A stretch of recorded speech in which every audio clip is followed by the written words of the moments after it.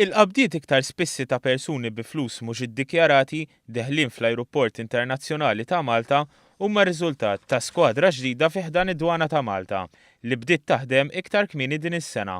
Tkun ġej minn fejn ġej u sejjer kwalunkwe pajjiż, jekk fuqek se ġorr iktar minn 10,000 euro, dawn iridu jkunu ddikjarati. Brian Saliba, kap ta' din l-iskwadra, fisser kif din il-ħidma se tkompli tissaħħaħ fi żmien li ġej. Lejl aħħar ta' dis-sena se nġibu wkoll skwadra li tgħinna tal-klieb fejn daw ħajkunu speċjalizzati l-klieb ukoll biex ixommu il-tabak, il-flus u d-droga. Kontra l-perċezzjoni li għandhom bosta anke jekk wieħed ikun sejjer pajjiż tal-Unjoni Ewropea irid jagħmel din id-dikjarazzjoni.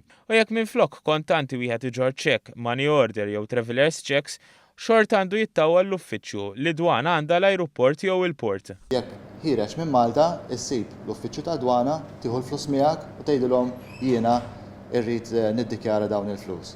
Timla formola, issa din il-formola hija importanti għax fiha inti trid tiddikjara ta' min huma l-flus u jekk mhumiex tiegħek trid tgħid ta' min huma, minn fejn ġibthom il-flus u x'se tagħmel bihom u lil min se tihom. Min jinqabad jittieħdulu l-flus li jaqbżu l-massimu ta' 10,000 euro.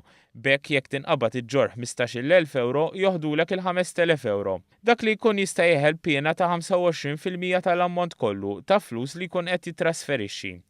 Saliba jispjega li dan isir minħabba żewġ raġunijiet partikolari, is-suspetti ta' ħasil ta' flus u l-finanzjament tat-terrorizmu. Flus jkunu ġejjin minn xi taħwit, drogi, affarijiet oħra, forsi human trafficking, jitlu ħafna affarijiet taħt dal-affarijiet. U attivitajiet li jiġġeneraw ħafna ammont ta' flus.